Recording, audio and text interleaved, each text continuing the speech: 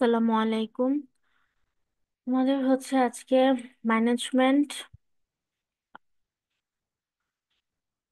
অধ্যায় 3 বা হচ্ছে চ্যাপ্টারের নামটা হচ্ছে প্ল্যানিং পরিকল্পনা। কারো অধ্যায় 3 বা দুই দুই বা 3 4 এরকম থাকতে পারে, যাই হোক অধ্যায়ের নাম হচ্ছে পরিকল্পনা বা প্ল্যানিং, এটা সবাই মিলিয়ে দেখবা। 1 নম্বর প্রশ্নটা বলেছে পরিকল্পনা কাকে বলে। এই অধ্যায়টা বা এই যে চ্যাপ্টারটা আমরা পড়ছি এটা সম্পূর্ণ হচ্ছে পরিকল্পনা রিলেটেড।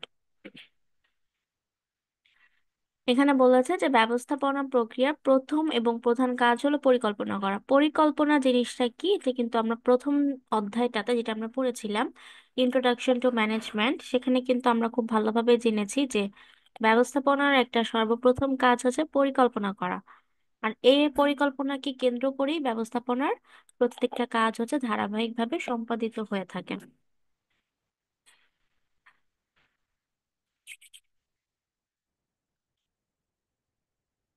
তো এখানে বলেছে ব্যবস্থাপনার প্রক্রিয়ার প্রথম এবং প্রধান কাজ হচ্ছে পরিকল্পনা, এবং এটি ভবিষ্যৎ কাজের ভিত্তি স্বরূপ। যে কোনো কাজ শুরুর আগে ভালোভাবে চিন্তা ভাবনা করার প্রয়োজন পড়ে। যে কোনো একটা কাজ করার আগে অবশ্যই সেটাকে ভালোভাবে আমাদেরকে চিন্তা করতে হয়। ভবিষ্যতে কি হবে সেটা আমাদের আগে অ্যানালাইসিস করতে হয়। তো এই যে ভবিষ্যতে কি করা হবে বা আমরা কখন কি করব, এটা সম্পর্কে যে আগাম চিন্তা ভাবনা করা, এটাই হচ্ছে পরিকল্পনা করা। ঠিক আছে? যে একটা যে কোনো একটা কাজ করার জন্য তুমি যেই চিন্তাটা আগে থেকে করবা বা আগাম চিন্তা করবা ভবিষ্যৎকে নিয়ে, সেটাকে আমরা পরিকল্পনা বলবো। এটা হচ্ছে আমাদের বইয়ের ভাষায় পরিকল্পনা কাকে বলে। এখানে আরো অনেক সংজ্ঞা আছে, তোমাদের যেটা ইজি মনে হয় তোমরা সেটা লিখতে পারো শর্ট কোয়েশ্চেনের ক্ষেত্রে।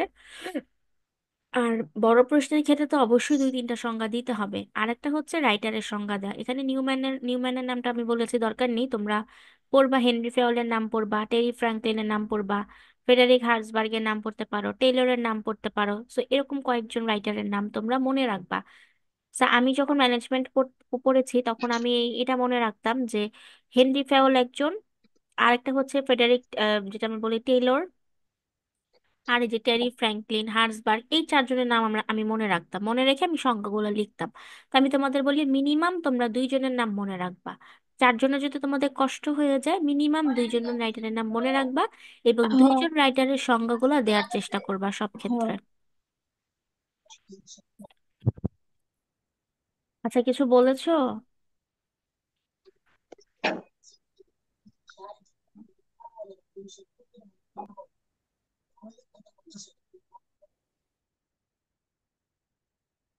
আচ্ছা, প্রশ্ন থাকলে আমি লাস্টে নিব সবার।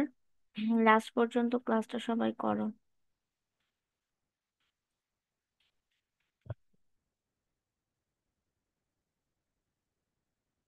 আচ্ছা, এখানে বলেছে যে তাহলে বলে দিলাম যে কিভাবে সংজ্ঞাগুলো দিবা। এখান থেকে এসেছে পরিকল্পনা নিয়ে।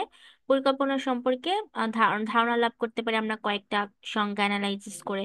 যেমন এখানে বলেছে কি, পরিকল্পনা ভবিষ্যৎ করণীয় হবে তার আগাম নির্ধারণ করা, এবং প্রতিষ্ঠানের লক্ষ্য বা উদ্দেশ্যাবলী যেমনি পরিকল্পনা, তেমনি অর্জনের জন্য সকল কাজের পূর্ব নির্ধারণ ও পরিকল্পনা করা। সুন্দর করে 3 4টা সংজ্ঞা দেওয়া আছে। পরিকল্পনা ভবিষ্যৎ পূর্বানুমানের সঙ্গে সম্পর্কিত। এইগুলো হচ্ছে বৈশিষ্ট্য, এই বৈশিষ্ট্যগুলো কিন্তু দিতে হবে, ইম্পর্টেন্ট। ঠিক আছে? পরিকল্পনা চ্যাপ্টারটা ফুল ইম্পর্টেন্ট, এবং তোমাদের আসলে ইম্পর্টেন্ট আমি পিডিএফ শিটে যেগুলো দেই সবগুলাই ইম্পর্টেন্ট, সেটা আমি বলে দেই অলওয়েজ। তো খুব ভালোভাবে প্রত্যেকটা প্রশ্ন পড়ে, এগুলো কিন্তু বারবার ঘুরে ফিরে একই কোয়েশ্চেন পরীক্ষায় আসে, ঠিক আছে? কোনো চেঞ্জ নেই যে কোনো ভিন্ন ধরনের কোনো প্রশ্ন আসলে, এরকম না। এই সেম কোয়ালিটির প্রশ্নগুলোই কিন্তু বারবার পরীক্ষাতে রিপিট হয়। তোমাদের এখানে 2 নাম্বারটা বলেছে, দেখো তার মানে পরিকল্পনা নিয়ে কিন্তু এখন আমাদের কনসেপ্ট ক্লিয়ার। এখন এইটা রিলেটেড আমাদের কোয়েশ্চেন গুলো আমরা পাবো। 2 নাম্বারটা বলেছে প্রকৃতি বা উদ্দেশ্য ভিত্তিক পরিকল্পনা কত প্রকার ও কি কি। দেখো, উদ্দেশ্য ভিত্তিক পরিকল্পনা কত প্রকার এবং কি কি। প্রকৃতি বা উদ্দেশ্য ভিত্তিক, প্রকৃতি বা উদ্দেশ্য ভিত্তিক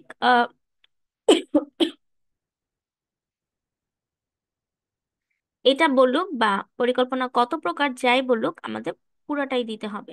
যেমন দেখো, এই বক্সটা তোমাদের বই থেকে নেয়া। তো এই যে এখানে যে একটা ছক আছে, এই ছকটা তোমাদের পরীক্ষায় এঁকে দিতে হবে যখন পরিকল্পনার প্রকারভেদ নিয়ে কোয়েশ্চেন আসবে। এটা যদি আগে লিখতে পারো এটা সবচেয়ে ভালো।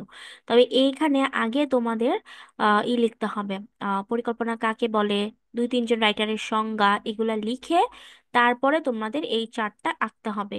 যে পরিকল্পনা এখানে আছে প্রকৃতি ভিত্তিক, একটা মেয়াদ ভিত্তিক, একটা সংগঠন ভিত্তিক, মূলত তিনটা পরিকল্পনা, একটা প্রকৃতি, একটা মেয়াদ, একটা সংগঠন। এখন এগুলা থেকে ভাগ হয়েছে কিভাবে, প্রকৃতিগতটাকে আবার তিন ভাগে ভাগ করেছে, একটা লক্ষ্য, একটা স্থায়ী, একটা একার্থক। আবার মেয়াদ ভিত্তিককে অনেকগুলোতে ভাগ করেছে, এটাও তিন ভাগ, একটা স্বল্প মেয়াদী, একটা মধ্যমেয়াদী, একটা দীর্ঘমেয়াদী। আবার হচ্ছে সংগঠন কাঠামোকে ভাগ করেছে দুই ভাগে, স্ট্র্যাটেজিক আর একটা হচ্ছে কার্যভিত্তিক। আবার কার্যভিত্তিককে ভাগ করেছে তিন ভাগে, ঠিক আছে, বিভাগীয়, আঞ্চলিক, সামগ্রিক। তো তোমাদের সামগ্রিকটা আমি কেটে দিলাম, এটা দরকার নেই, আঞ্চলিকও কেটে দিলাম, দরকার নেই, বিভাগীয় কেটে দিলাম, এটাও দরকার নেই। তোমরা জাস্ট এখানে কি পড়বা, সংগঠন দিয়ে স্ট্র্যাটেজিক বা কৌশলমূলক এবং কার্যভিত্তিক, এটার ভিতরে বিবরণ আমাদের দেওয়ার দরকার নেই, এগুলো পরীক্ষায় তেমন আসে না। তাহলে দেখো, প্রকৃতি প্রকৃতি ভিত্তিক যদি বলে তাহলে কিন্তু আমরা পুরোটা ব্যাখ্যা করব না, প্রকৃতি ভিত্তিক বললে আমরা জাস্ট এই তিনটাকে ব্যাখ্যা করব, এই প্রথম তিনটা হচ্ছে আমাদের প্রকৃতি ভিত্তিক। যখন মেয়াদ ভিত্তিক বলবে তখন আমাদের লাস্টের এই তিনটা, ঠিক আছে। আবার যখন তোমাকে সংগঠন কাঠামো ভিত্তিক বলবে তখন এই দুইটা। তো এইভাবে করে কিন্তু আমাদের ভাগটা বুঝতে হবে। এখানে বলেছে প্রকৃতি বা উদ্দেশ্য ভিত্তিক, তার মানে কি এতটুকু, বাট আমরা পুরোটাই এখন আলোচনা করব, ঠিক আছে। তাহলে দেখো, প্রথমে বলা আছে যে প্রকৃতি ভিত্তিকের ক্ষেত্রে কি কি লক্ষ্য, লক্ষ্য কোনটা, লক্ষ্যেরও সংজ্ঞা আছে, যে পরিকল্পনার অভিপ্রেত ফলকে লক্ষ্য বলা হয়, বা পরিকল্পনা করে তুমি যেই ফলটা পাবা, তোমার যে প্রত্যাশিত বা তোমার যে প্রকৃত যে একটা তুমি রেজাল্ট পাবা, সেটাই হচ্ছে তোমার লক্ষ্য। তুমি তো অবশ্যই একটা লক্ষ্য বা একটা টার্গেট থাকতে হবে। যেমন এখানে বলেছে দেখো, কোনো প্রতিষ্ঠানে 10% উৎপাদন বৃদ্ধির পরিকল্পনা এরূপ লক্ষ্যের একটি উদাহরণ। তোমার একটা প্রতিষ্ঠান আছে, তুমি একজন ম্যানেজার, তুমি এখন চাচ্ছ তোমার প্রতিষ্ঠানে আগের থেকে তুমি আরো 10% উৎপাদনটাকে বৃদ্ধি করবা। সেই ক্ষেত্রে তোমার টার্গেট কোনটা, 10% প্রোডাকশনকে ইনক্রিজ করা, এটা হচ্ছে তোমার টার্গেট।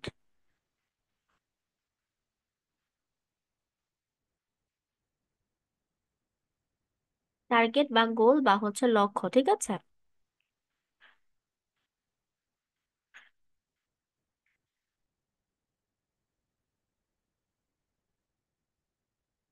আচ্ছা, পরবর্তীতে বলেছে যে সার্বিকভাবে প্রতিষ্ঠানের একটি লক্ষ্য ঠিক করা হয় এবং তার আলোকে বিভিন্ন ভাগে স্তরে অধিলক্ষ্য বা হচ্ছে যে সাব গোল, ঠিক আছে, আরো উপবিভাগগুলা বা উপলক্ষ্য যেগুলোকে আমরা বলবো যে একটা লক্ষ্যের ভিতরে আরো অন্যান্য অনেক লক্ষ্য থাকতে পারে, এগুলো নির্ধারণ করা হয়, এই কথাটাই বলেছে। যেমন এখানে এত আমাদের কঠিন করে পড়তে হবে না, জাস্ট আমরা একটু ইজি ওয়েতে পড়বো। যে দেখো, লক্ষ্যের মধ্যে আবার কিছু ভাগ আছে, যেমন উদ্দেশ্য আছে, মিশন আছে, বাজেট আছে, এগুলো পড়বো, টার্গেট আছে। তো উদ্দেশ্য, মিশন, বাজেট, এগুলো হচ্ছে লক্ষ্যের এক্সাম্পল বা লক্ষ্যের ভিতরে উদাহরণ। তারপরে দুই নাম্বারটা আছে স্থায়ী পরিকল্পনা বা হচ্ছে স্ট্যান্ডিং প্ল্যান। আচ্ছা, এই যে দেখো, প্রথমে লক্ষ্য, এরপরে ছিল স্থায়ী পরিকল্পনা। তাহলে স্থায়ী পরিকল্পনাটা কোনটা, যেটা হচ্ছে যে পরিকল্পনা প্রতিষ্ঠানে একবার গৃহীত হওয়ার পর নতুন কোনো পরিকল্পনা গ্রহণ বা নতুন কোনো অবস্থা সৃষ্টি না হওয়া পর্যন্ত তা বারবার ব্যবহৃত হয়, তাকে স্থায়ী পরিকল্পনা বলা হয়। বলেছে এই ধরনের সমস্যা মোকাবিলায় পরিকল্পনা প্রণীত হয় এবং বারবার তা ব্যবহৃত হয়। ঊর্ধ্বতনের যেমনি নতুন নতুন পরিকল্পনা প্রণয়ন করে তাও অধস্তনদের জানানোর প্রয়োজন পড়ে না, তেমনি অধস্তনরাও একই পরিকল্পনার আওতায় কাজ করতে করতে অভ্যস্ত হয়ে পড়ে।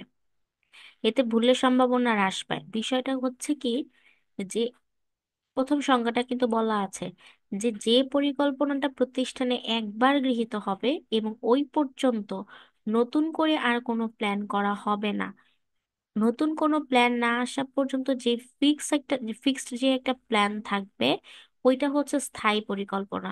এখন একটা এক্সাম্পল দিলে ক্লিয়ার হবা, যে মনে করো তোমরা একটা তুমি হচ্ছে ব্যবস্থাপক এবং তোমার নিজের একটা প্রতিষ্ঠান আছে।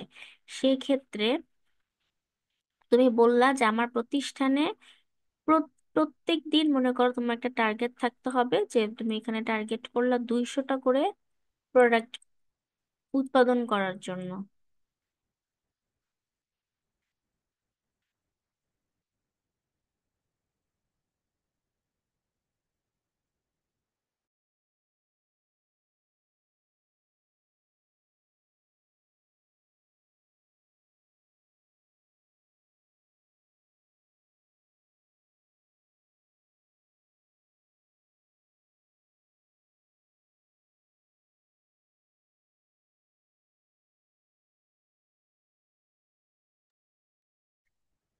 আচ্ছা, এক্সাম্পলটা হচ্ছে যে যেটা বলেছে যে একবার গৃহীত হওয়ার পর নতুন করে কোনো পরিকল্পনা আসবে না, তাহলে একটা প্রতিষ্ঠানে তুমি চাচ্ছ যে ডেইলি 200টা করে প্রোডাক্ট উৎপাদন করার জন্য।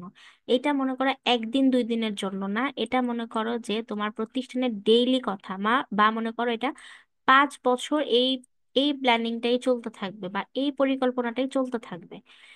বা আরেকটা রুলস যদি বলা যায় যে একটা অফিস হচ্ছে সকাল 9টা থেকে মনে করো 5টা পর্যন্ত, তাহলে এটা কিন্তু একটা ফিক্স এবং এটা কিন্তু সচরাচর চেঞ্জ হবে না।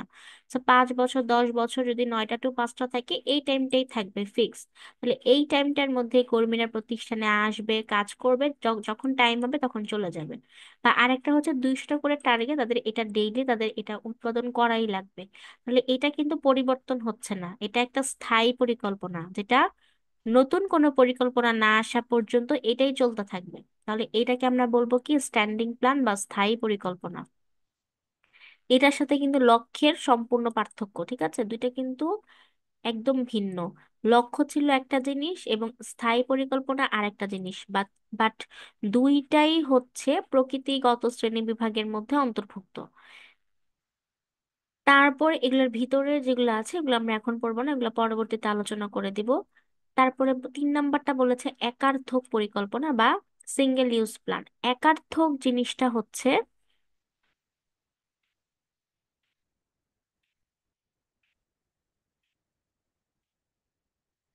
একার্থক পরিকল্পনাতে যে পরিকল্পনা প্রতিষ্ঠানে শুধুমাত্র একবার ব্যবহারের জন্য বা একটিমাত্র উদ্দেশ্য সাধনের জন্য প্রণয়ন করা হয় তাকে একার্থক পরিকল্পনা বলা হয়। দেখো বলা আছে যে পরিকল্পনা একবার ব্যবহারের জন্য, মানে এইটা অনলি একটাই পরিকল্পনা করবা এবং একটাই প্রজেক্ট এবং একবার ব্যবহার হবে, এরপরে এটা আর ব্যবহার হবে না, এরপরে এটার কাজ সম্পূর্ণরূপে শেষ হয়ে যাবে। ঠিক আছে, এটা একটা প্রজেক্ট, আমরা বলতে পারি প্রজেক্টের মতো। যেমন বিভিন্ন সেতু তৈরি করা, বিভিন্ন সেতু বা ব্রিজ বা রাস্তা রাস্তা যে কনস্ট্রাকশন হয়, এটা মনে করো একটা পরিকল্পনা। কেউ প্ল্যান করলো যে আমি রাস্তা কনস্ট্রাকশনের কাজ করব বা আমি একটা ব্রিজ তৈরি করব, সেই ক্ষেত্রে এটা কিন্তু তুমি পরিকল্পনাটা করলে ব্রিজ তৈরি হওয়া পর্যন্ত।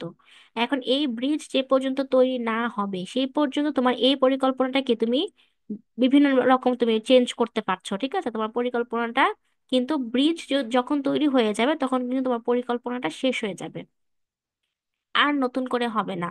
কিন্তু স্থায়ীর ক্ষেত্রে বিষয়টা দেখো, তোমার একটা প্রতিষ্ঠান আমি বলেছিলাম যে একটা পরিকল্পনা যখন স্থায়ী হবে, অন্য আরেকটা না আসা পর্যন্ত এটা সেভাবেই চলতে থাকবে। তার মানে এখানে বিষয়টা কিন্তু ছিল পরিবর্তন হবে কিন্তু অনেক বছর পর পর বা অনেক দিন পর পর। আর একার্থকের পার্থক্যটা হচ্ছে যে এইটা একবারই গৃহীত হবে, বারবার এটার কোনো পরিবর্তন হবে না। যখন এটা টার্গেট কাজটা কমপ্লিট হয়ে যাবে তখন একার্থক পরিকল্পনাটা সম্পূর্ণ ডান, এটা শেষ।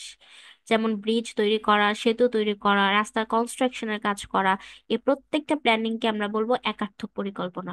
সো এই দুইটার মধ্যে কিন্তু আমাদের হিউজ পার্থক্য।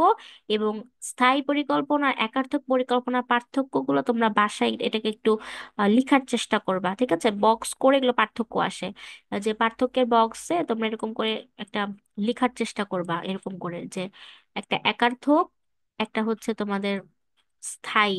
তো দুইটার কি কি পার্থক্য তোমরা জানতে পারলে এই দুইটা লাইন পড়ে এগুলো তোমরা লিখবা। মিনিমাম এখানে 7টা পার্থক্য বের করার চেষ্টা করবা, 6টা থেকে 7টা।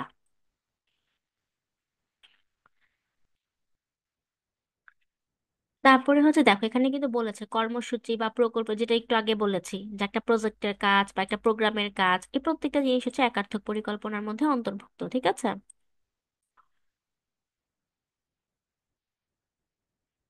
আচ্ছা, চ্যাপ্টারের নাম হচ্ছে পরিকল্পনা, হ্যাঁ। অধ্যায় 2 বা অধ্যায় 3-এ থাকবে। অনেকে লেটে জয়েন করেছো কেন, এত লেটে ক্লাস শুরু হয়েছে অনেক আগে। এটা হচ্ছে পরিকল্পনা অধ্যায়, এবং প্রশ্নের নামটা বলে দিচ্ছি। প্রথমে পড়িয়েছি পরিকল্পনা কাকে বলে, এটা ছিল প্রথম প্রশ্ন।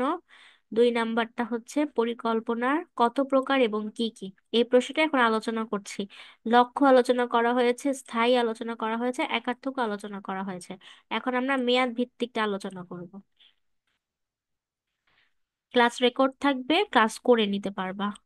দেখো, মেয়াদ ভিত্তিক শ্রেণী বিভাগের মধ্যে এখানে বলা আছে, একটা হচ্ছে স্বল্প মেয়াদি, একটা মধ্যমেয়াদি, আর একটা হচ্ছে দীর্ঘমেয়াদী। তিনটা: স্বল্প মেয়াদ, মধ্যমেয়াদ, দীর্ঘমেয়াদ।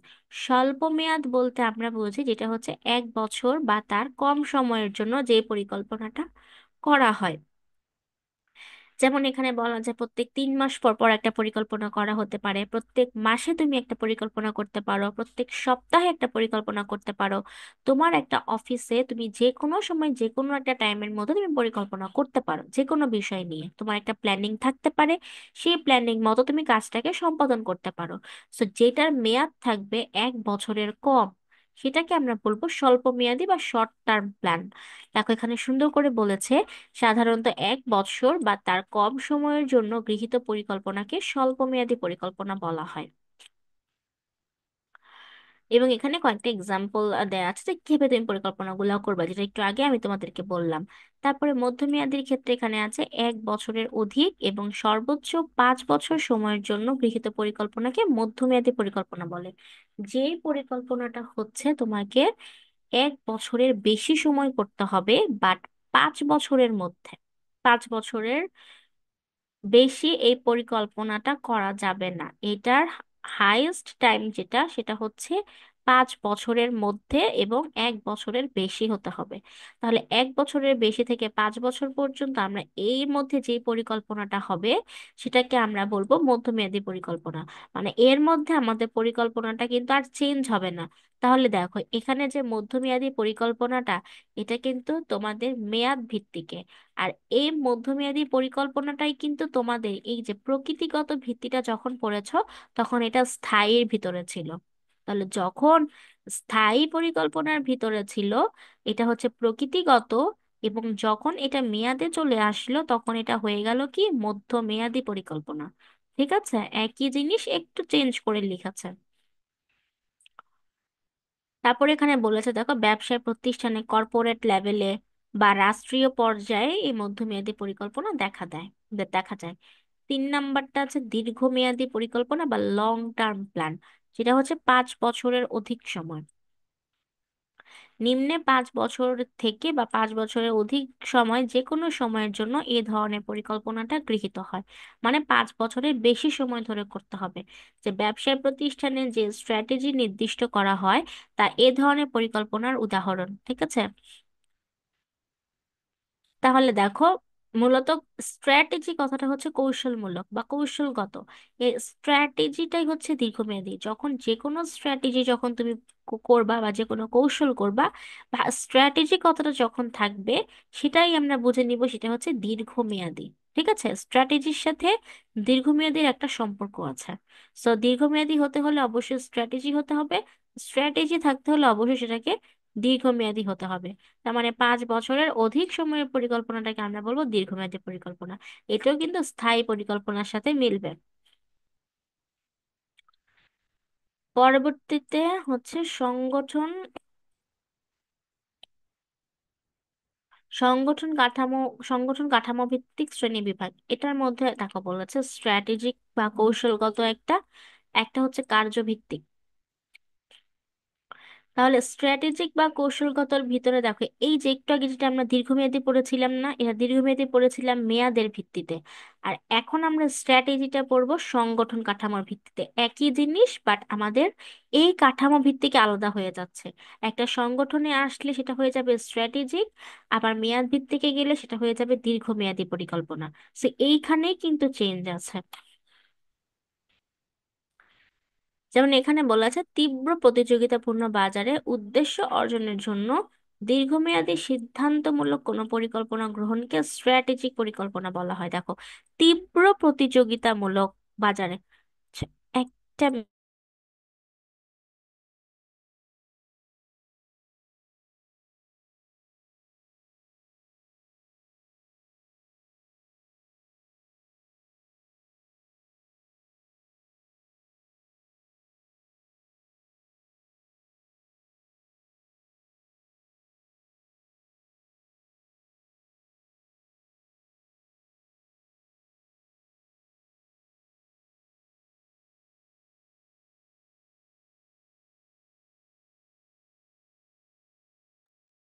আচ্ছা, এখানে বলেছে যে কার্যভিত্তিক স্ট্র্যাটেজিক, যেটা যে তীব্র প্রতিযোগিতাপূর্ণ বাজারে, মানে এমন একটা মার্কেট বা এমন একটা বাজার থাকতে হবে যেটাতে অনেক প্রতিযোগিতা আছে, এবং তাদের উদ্দেশ্য অর্জনের জন্য দীর্ঘমেয়াদী সিদ্ধান্তমূলক, এই যে যেটা বলেছি দীর্ঘমেয়াদী বা 5 বছরের অধিক সময়ের জন্য তাদের কাজ করতে হবে।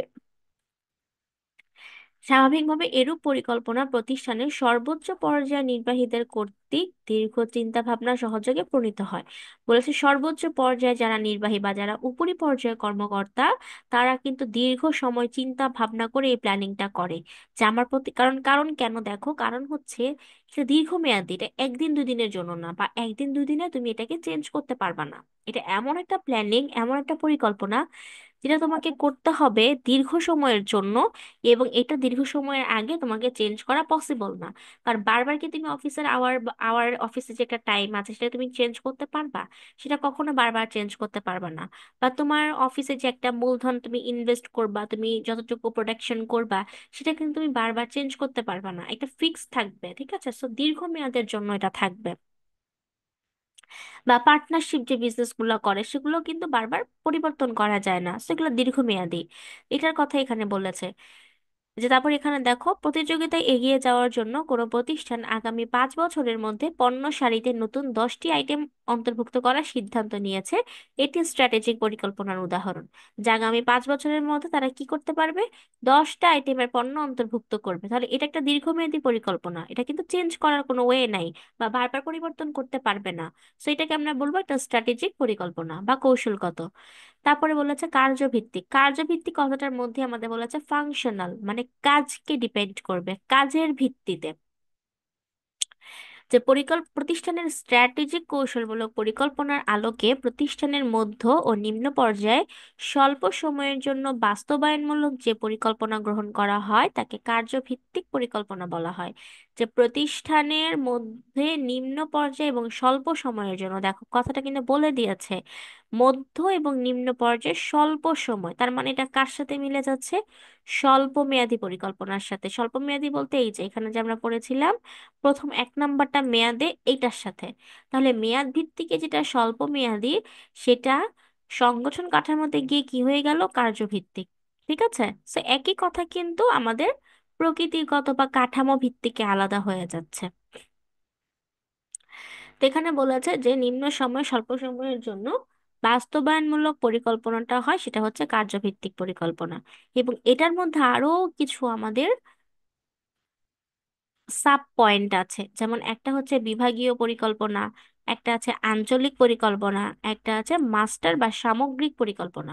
তাহলে বিভাগীয় পরিকল্পনাটা কোনটা, যেটা হচ্ছে ডিপার্টমেন্ট বেসিসে করা হয়।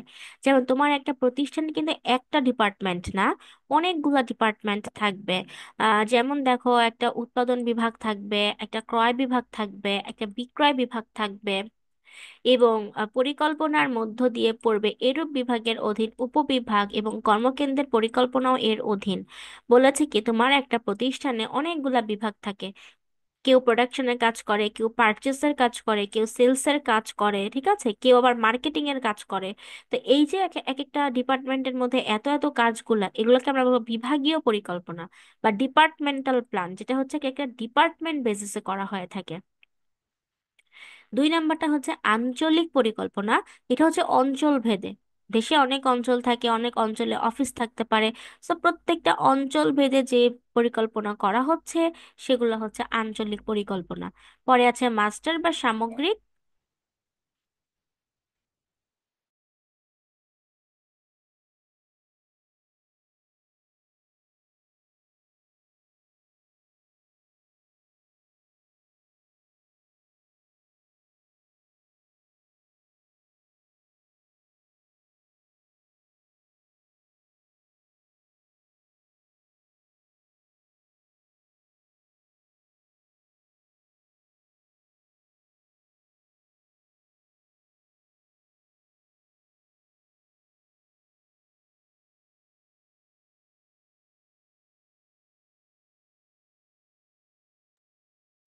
মাস্টার বা সামগ্রিক পরিকল্পনাতে বলেছে যে কোনো প্রতিষ্ঠানের সকল বিভাগ বা অঞ্চলের পরিকল্পনাকে একত্রিত করে, দেখো বিভাগ এবং অঞ্চলে, যে একটু আগে যেটা পড়েছো, একটা বিভাগীয় একটা আঞ্চলিক।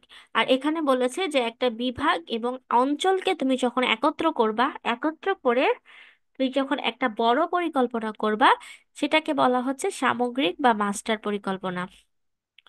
বাজেট প্রণয়নের ক্ষেত্রে বিভিন্ন বিভাগীয় বাজেটের সমন্বয়ে মাস্টার বাজেট তৈরি এরূপ সামগ্রিক পরিকল্পনার উদাহরণ। যেমন বাজেট যখন করা হয় একটা, কিন্তু দেখা যায় যে শুধু বিভাগের বাজেটটা দেখা হচ্ছে না, বিভাগের অর্থনৈতিক লেনদেন বা অঞ্চল ভিত্তিকের অর্থনৈতিক বিভিন্ন লেনদেন সকল কিছু নিয়ে একটা বাজেট করা হয় সামগ্রিকভাবে।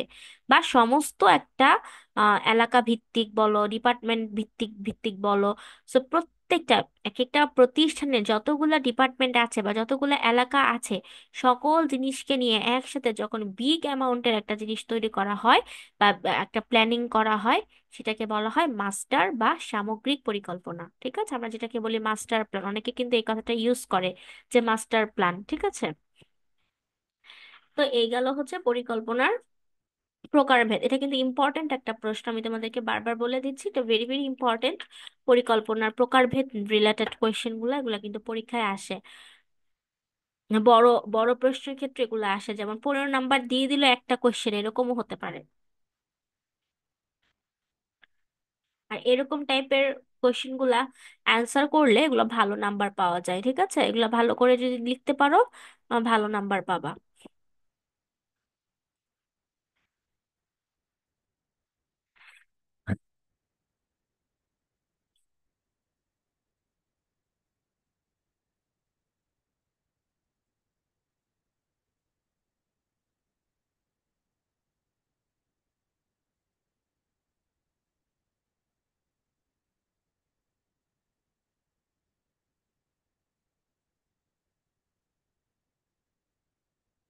আচ্ছা, পরের প্রশ্নটা হচ্ছে 3 নাম্বার।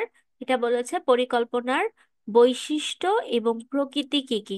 দেখো এই প্রত্যেকটা প্রশ্ন কিন্তু আলাদা, তোমরা কিন্তু প্রশ্নগুলোকে মিলিয়ে ফেলবা না। ঠিক আছে, যে একটা আমরা পড়েছি পরিকল্পনা কাকে বলে, একটা পড়েছি পরিকল্পনার প্রকৃতি, এখন একটা পড়ছে প্রকৃতি না, পরিকল্পনার ধাপ বা প্রকারভেদ, আর এখন আমরা পড়ছি পরিকল্পনার বৈশিষ্ট্য। প্রকৃতি আসে না, সচরাচর বৈশিষ্ট্য বা গুরুত্ব এই জিনিসটাই আসে। তাহলে অ্যাট ফার্স্ট তোমাকে সংজ্ঞা দিতে হবে, সংজ্ঞা দেওয়া মাস্ট, এবং রাইটারের সংজ্ঞা দেওয়াও মাস্ট। তারপরে এখান থেকে আমরা স্টার্ট করব। আচ্ছা, তুমি যে কোয়েশ্চেন করেছো তুমি শেষ পর্যন্ত থাকো, অ্যান্সার দিয়ে দিব। ঠিক আছে, আমি আগে ক্লাসটা নিব, তারপর সবার প্রশ্নের উত্তর দিব। 1 নাম্বারটা বলেছে পরিকল্পনার প্রাথমিকতা এবং মুখ্যতা। বৈশিষ্ট্যর ক্ষেত্রে একটা হচ্ছে পরিকল্পনার মুখ্য ভূমিকাটা কি, ঠিক আছে, বা পরিকল্পনার যে একটা মুখ্যতা এটা বলেছে, বা মূল ভূমিকা, মূল পয়েন্ট, ঠিক আছে, প্রথম কাজ এটাই, যে পরিকল্পনা ব্যবস্থাপনার প্রথম এবং মৌলিক কাজ, এবং এই পরিকল্পনা করেই প্রতিষ্ঠানের সংগঠন, কর্মী সংস্থা, নির্দেশনা প্রত্যেকটা কার্যাবলীগুলা সম্পাদন করা হয়। 1 নাম্বার। 2 নাম্বারটা বলেছে চিন্তন মনন প্রক্রিয়া। চিন্তন মনন প্রক্রিয়া কথাটা এটা খুবই একটা গুরুত্বপূর্ণ পয়েন্ট, যে চিন্তন মনন প্রক্রিয়াটা মন থেকে চিন্তা করতে হয়। বা আমরা কিন্তু যখন পরিকল্পনাটা করি তখন কিন্তু আমরা ব্রেন দিয়ে চিন্তা করি, মন থেকে চিন্তা করি, তো এটা কিন্তু আমাদের একটা মেন্টাল থিঙ্কিং। ঠিক আছে, এটা কিন্তু আমরা হাতে কলমে কাজ করি না, আমরা চিন্তা করি। চিন্তা তুমি যে কোনো সময় যে যে কোনো জায়গায় বসেই তোমার মাথায় একটা প্ল্যান চলে আসতে পারে। সেই জন্য এটাকে বলা হয় কি চিন্তন মনন প্রক্রিয়া। তারপরে আছে ভবিষ্যতে কার্যপদ্ধতি সম্পর্কে অনুমান করা, ভবিষ্যতে কি হবে না হবে, ভবিষ্যৎ সম্পর্কে জেনে ভবিষ্যতের কার্যাবলীগুলোকে কাজে লাগিয়ে তোমাকে হচ্ছে কাজ পরিকল্পনা করতে হবে। 2 নাম্বারটা পরিকল্পনার উদ্দেশ্যমুখী, তোমার উদ্দেশ্য কি। যেমন একটু আগে বলেছো, আমি বলেছিলাম যে 10% উৎপাদন বৃদ্ধি তোমার একটা লক্ষ্য। ঠিক আছে, এখন এইটা করার ফলে তোমার কি হবে, বিক্রয় বাড়বে, বিক্রয় বৃদ্ধি পাবে। ঠিক আছে, তারপরে তোমার তোমার মুনাফা বৃদ্ধি পাবে, বিক্রয় বাড়বে, মুনাফা বাড়বে। তো অনেক কিছুই তোমার এখানে তোমার একটা প্রতিষ্ঠানের জন্য লাভবান বা লাভজনক। তো তোমার উদ্দেশ্যটা কি, এটাও কিন্তু পরিকল্পনার সাথে ওতপ্রোতভাবে জড়িত। তারপরে আছে পরিকল্পনা তথ্য নির্ভরশীলতা। পরিকল্পনাটা কিন্তু একটা তথ্যের উপর ডিপেন্ড করে করা হয়, ইনফরমেশনের উপরে। কিভাবে, যে অতীতকে বাদ দিয়ে ভবিষ্যৎ চিন্তা করা যায় না।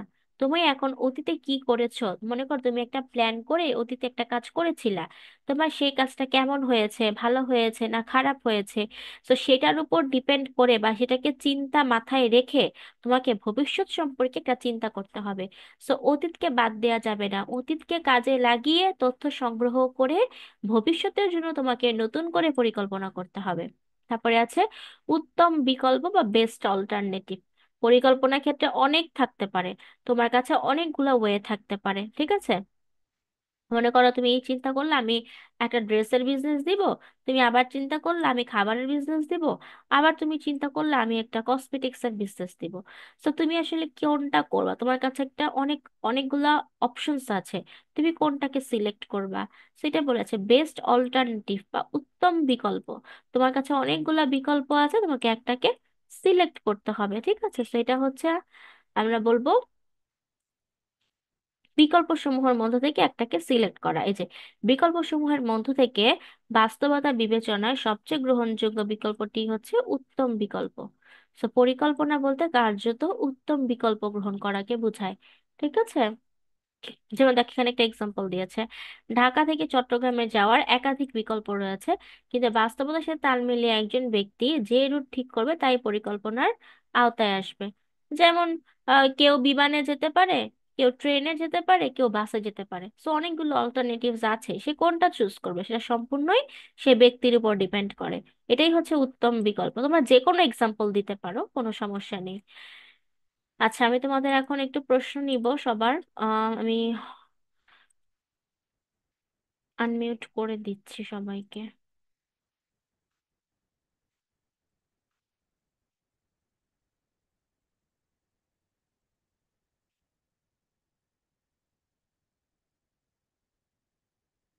আচ্ছা ম্যাম, হ্যাঁ, একটা মিনিট। থিওরি শিট দেয়া হবে, এটা যেটা বলেছো থিওরি শিটের বিষয়টা, সেটা হচ্ছে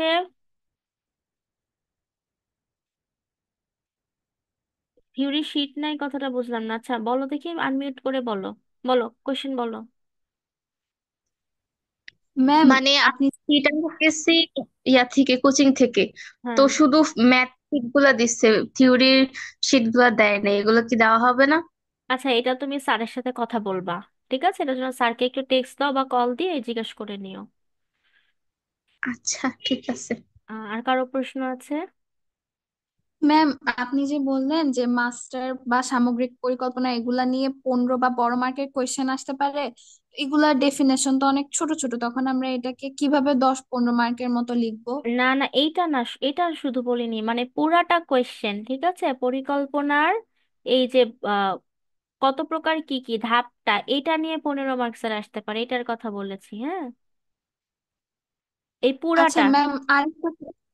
ম্যাম, আরেকটা কোয়েশ্চেন, আমাদেরকে হচ্ছে কলেজে এই রবিবারে একটা এক্সাম নিবে, কতগুলা কোয়েশ্চেন পরিকল্পনার উপর দিয়ে দিছে, 11টা কোয়েশ্চেন। তো এই কোয়েশ্চেনের গুছানো আনসার গুলা কি পাবো একটু? আহ, এই পিডিএফটা পড়ো, আর হচ্ছে পিডিএফ থেকে তো দেখবা তোমাদের সিমিলার থাকতে পারে। আর তোমার যদি কোনোটা কোয়েশ্চেন আনকমন থাকে তাহলে তুমি সেটা আমাকে একটু ইনবক্সে দিও, আমি দেখবো, ঠিক আছে? Okay ma'am. আচ্ছা, আর কারো প্রশ্ন আছে?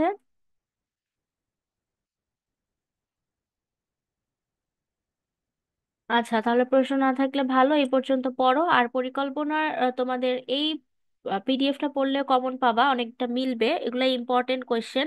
আর আমি যেহেতু আগে শীটটা পড়াই, পরবর্তীতে বইও পড়াবো, এই যেখানে আমি লিখে রেখেছি বইয়ের টপিকগুলা, এই যেখানে নাম্বার দেয়া আছে, আমি যে আমার যে বই থেকে পিডিএফটা পড়াবো তখন আমি যে এই টপিকগুলো কিছু পড়াবো, তো এগুলার মধ্যেও থাকতে পারে। এখন তাও তোমার বেশি কনফিউশন থাকলে তুমি আমাকে ওইটা যেটা বললাম ইনবক্সে পাঠিয়ে রাখবা, আমি দেখে দিব। আর এই পিডিএফটার সাথে অবশ্যই আগে কোয়েশ্চেন গুলা মিলিয়ে দেখবা, আমার মনে হয় এটার সাথেই মিলতে পারে। আচ্ছা তাহলে ওকে আজকে ম্যাম। ঠিক আছে, তাহলে আজকে এ পর্যন্তই, ভালো থাকো সবাই, আল্লাহ হাফিজ, আসসালামু আলাইকুম।